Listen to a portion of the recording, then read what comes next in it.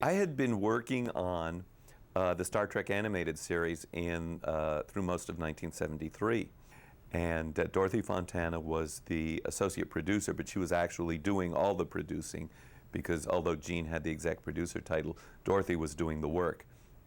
And she brought me in to do a sequel to The Trouble with Tribbles, which we had wanted to do it for the third season of the original series, but it didn't happen for various other reasons. Anyway, so the first, she calls me and says, come do a sequel to The Trouble with Tribbles for the Star Trek animated. And so I did that, and then while I was there, Lou Scheimer, who was president of Filmation, introduced me to Joe Terratero, who was NBC's vice president in charge of Saturday morning programming. And Joe came by the studio for a meeting and asked me if I would be interested in working on a live action project for Sid and Marty Krofft. And I was already a big fan of the Kroffts' work. I mean, who couldn't be? I mean, after Puff and Stuff and all that. I mean, it's just so psychedelic, whatever. So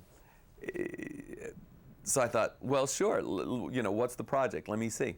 Sid sat me down with a big photo album that he and Alan Foshko had put together. And what he had done was he had gone through a lot of science fiction magazines, cutting up the magazines and getting cover pictures, which just horrified me. Cutting up my favorite magazines. But there was, you know, here was a picture of a dinosaur, and here was a picture of a giant insect, and here was a picture of Tarzan, and he said, so we have this land of the lost, and there's these giant bees, and there's the dinosaurs, and he said, and I'm waiting for him to tell me who the characters are, and what the story is, and he says, and what we have is the picture book, and on the basis of the picture book, we sold it to NBC. And I'm thinking, okay, because I was used to the idea that you wrote a whole writer's guide and you planned out characters and you presented a pilot idea that, how your series sets up. And so the idea of, here's this picture book and there's no story, Sid thinks in pictures, and actually this was a perfect situation because I got to create the story. So I said, okay, I'll do this. What they said is do an hour pilot episode. And I said, all right, and I went off and wrote a 60-page script. But I knew that we were going to be doing a half-hour series, so I wrote it so that it was actually 2 half-hour episodes that could be shown together, back to back. They said, okay, David, we've sold the series on the strength of your writer's director's guide and your pilot episode. And so you're going to be the story editor, and we have a commitment for 17 episodes. Now that was pretty heady stuff. At that time, it was the biggest television assignment I'd ever had, but I'd already demonstrated with Star Trek and Star Trek Animated and the other stuff over at Filmation that I was fast and good. In the industry they say good, fast, cheap, pick two. Well, I was good and fast, but I wasn't cheap. And I said, let's approach this as if it's a primetime series. And let's approach it with that level of storytelling. You have to make the show interesting to the adults.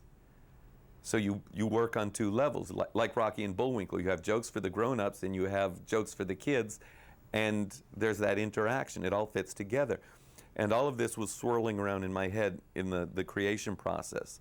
Because in one sense, even though Sid Krofft and Alan Foshko get the creative by credit, I actually did the creation of the characters and the structure of the show. I was doing an enormous amount of work that normally a producer would have done or the creator would have done.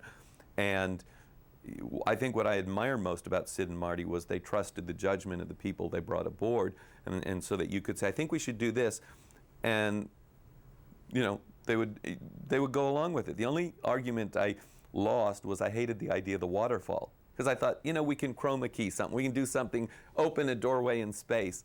And I hated the idea of the waterfall because the waterfall ended up costing $25,000. But Sid was adamant. And one day I was having a meeting with someone, with a writer, and I said, well, we don't have to have a waterfall. We can get him in some other way. And Sid was walking by. And so the next thing I knew is Sid said, it's a waterfall. So all right. It was kind of like I learned a lesson then that served me well when I was raising my son, is choose the battles you want to fight, and the battles you want to fight, those are the ones you have to win. So I thought, you know, if Sid wants a waterfall, it's his show, he's the producer. But I always hated the waterfall because I never felt it was going to look good, and I felt it was a bad way to get into the Land of the Lost. Anyway, then, but I knew we were going to have the monkey people, and we were going to have the Sleestack, who I characterized as lizard men before I had made up the word Sleestack. And then I knew we had the dinosaurs. I knew we had Will, Holly, and Rick. And I thought, okay, we've got 17 episodes. So what I'm going to do is 3 Pakuni episodes, 3 dinosaur episodes, 3 episodes based on the characters. So there's a Will, Holly, and Rick. Each one would have their own episode. So each actor would have his. So Holly's story was Elswin. And I don't remember what we gave the other 2, but I remember blocking those out. And then 3 episodes for guest stars. So that was, I think, like 15 episodes. And that left me 2 wild cards, one of which was going to be the last one, Circle. And so I had it all blocked out. Now, the thing that made the whole thing possible, this is where I got enthusiastic, is very early on they introduced me to Gene Warren and Gene Warren Jr., who had the studio was Excelsior, I believe, which was it wasn't far from here, it was here on Highland. And a tiny little place, actually. And I knew Gene Warren by name because he had been working with George Pal. And you go into his office, and here's the little elves from the wonderful world of the Brothers Grimm.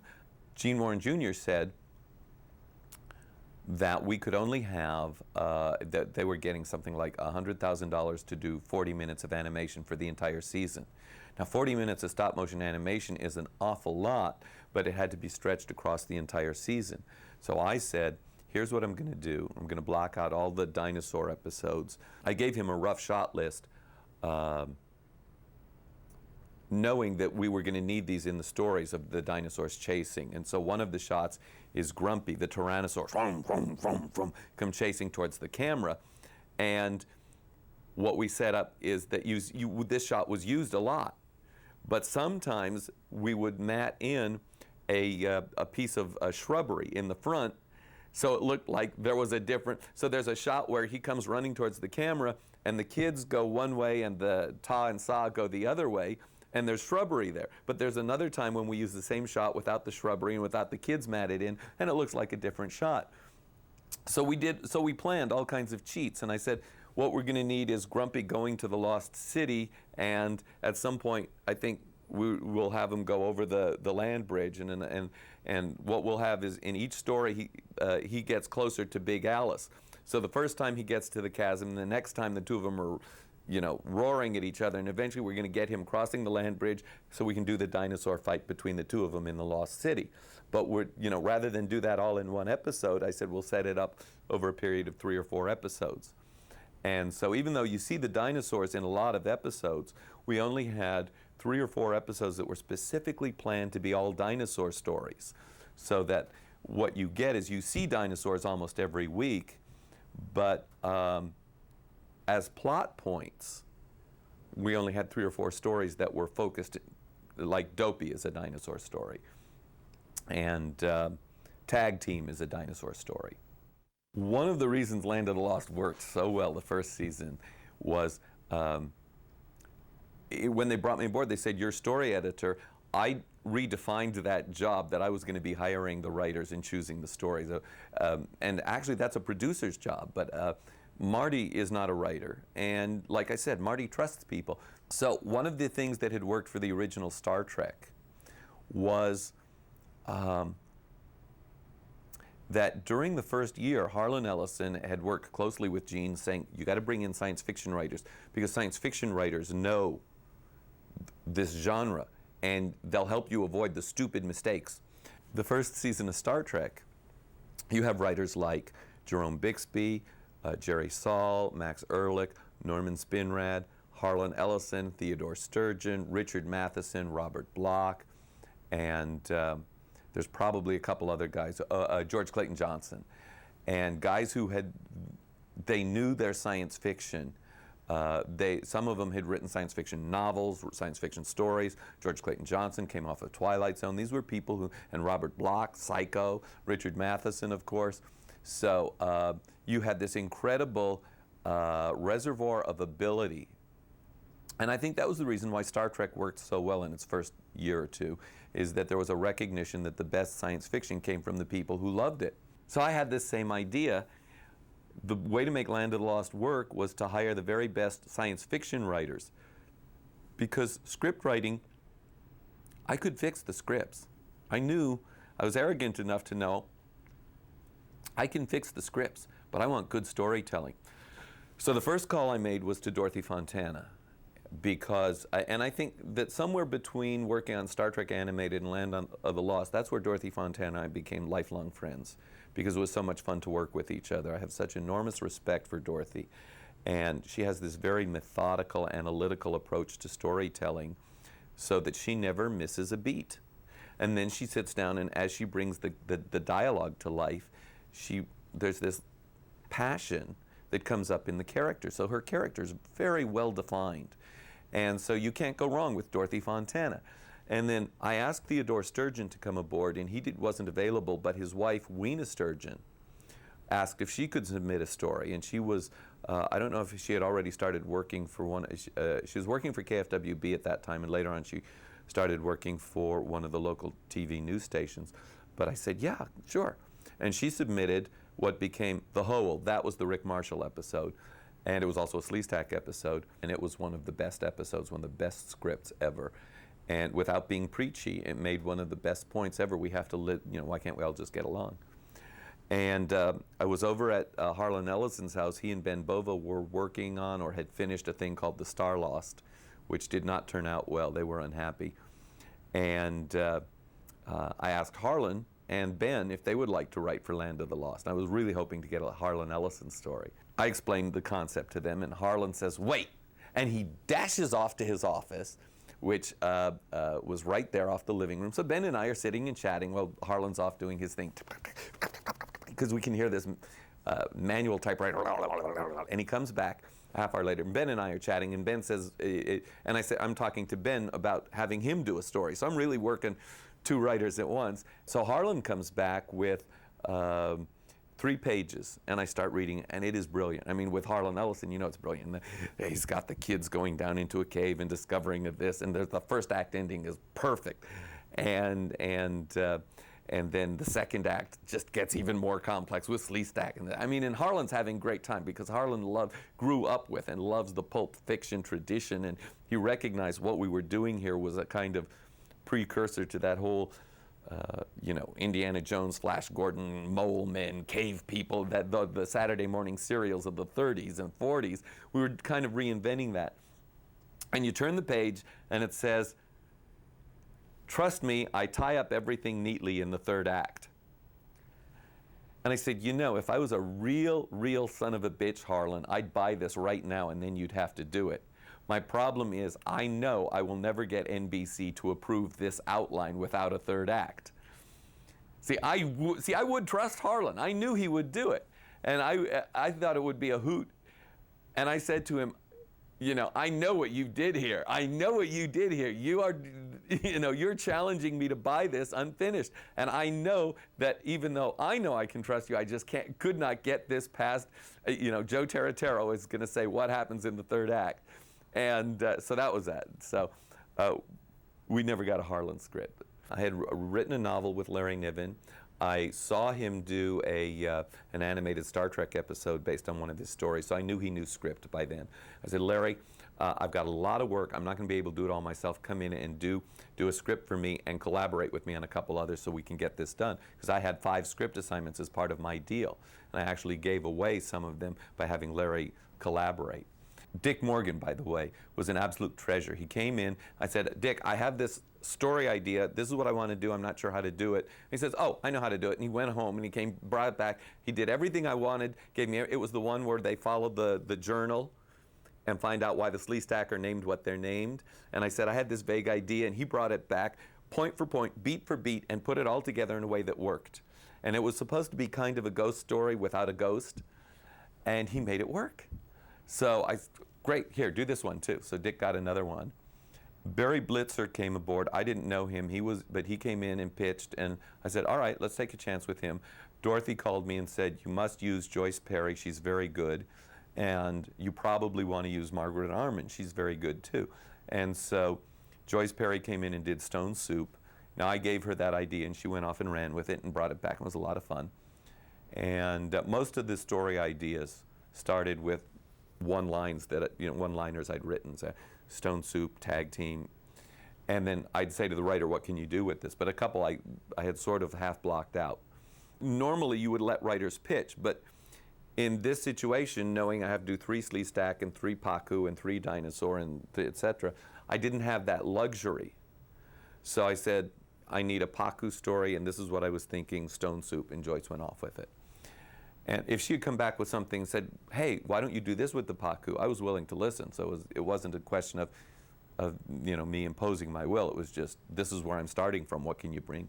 We were very happy with all our casting. Spence Milligan, he had done the kind of fruity guy in Sleepers, and so we thought he's got range because he can give us this very rugged, normal-looking dad, not just a TV dad, but he looked like a ranger. He looked the part. And Will, of course, was, this was the focus of the show. The show had to revolve around Will because he was our target audience. And Holly, the little sister, was going to be a problem, a casting problem, because you have a little girl and you're giving her an enormous amount of work to do, and there's the child labor laws. So she's going to be in a lot of shots, but at the same time you can only use her for a half day. And we had been negotiating with Christy McNichol. Marty couldn't close the deal. They wanted more money. And I was like, whoa, wouldn't that be great if we were all in love with Christy McNichol. We wanted her. But Marty couldn't close the deal, and she went off to, I think, Family. So we kept looking, and we found Kathy, who had been in some children's chorus or something. She was a singer, and beautiful singing voice.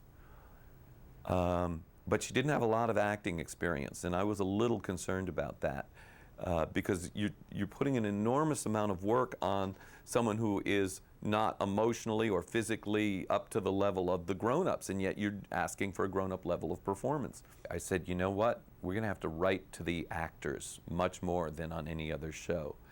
And see, coming off Star Trek, when you're working with guys like William Shatner and Leonard Nimoy, you get spoiled. Because you can hand these guys the phone book, and they'll read it, and you'll be in tears from the sheer drama. Kathy didn't have that years of experience of how to read a script and how to bring things in. And Wesley, it's difficult for him to play off of an actor who doesn't give him what to play off of. And the same thing, so I realized, because we have to write for the kids, we have to write kid-proof dialogue. We can't do hip. We can't do ironic dialogue. We can't do that slide in that second level of meaning for the sharp, if we're going to do the little in-joke like Emily Brontosaurus, it has to be a joke that's kid-proof. Once I realized that, I found my groove on the show. So I learned by watching them, by going on the soundstage. I go to conventions sometimes and talk about science fiction. They always ask about The Trouble with Tribbles. Or they introduce me as the author of The Trouble with Tribbles, and yay, and that's nice. And then somewhere along the line, I'll mention, or somebody will ask, Land of the Lost. I'll say, yes, I did the first season of Land of the Lost for Sid and Marty Krofft. And the audience goes, woo! Because as much as they love Star Trek, there's this, Land of the Lost is this other secret pleasure of, it was that place where you went Saturday morning. It had mystery, it had mystique, it had things to discover every week. There were things going on. And I think Land of the Lost survives primarily, I blame the writers, that essentially we got the very best writers and they told the very best stories they could, and good storytelling. So I give the credit to Dorothy Fontana and Weena Sturgeon and Norman Spinrad, Ben Bova, Walter Koenig, all the writers, Larry Niven, is that if you look at the show, a good story can survive anything. And so if there are places where the acting was uneven, or if the special effects were, or the dinosaurs looked, oh my God, at the time the dinosaurs looked great, but now post Jurassic Park, you say, God, I can't believe we did that.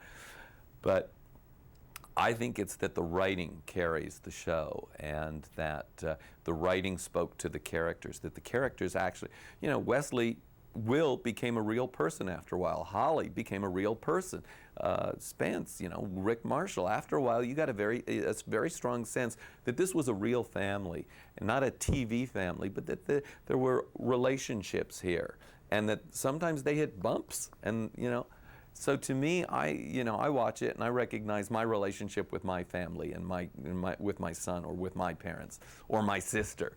So, and I think that's what the kids responded to, is they recognized themselves in the show, and that it's an adventure show, and sometimes we played a little fast and loose with the science or the facts, but ultimately it's like the Lost World, Professor Challenger.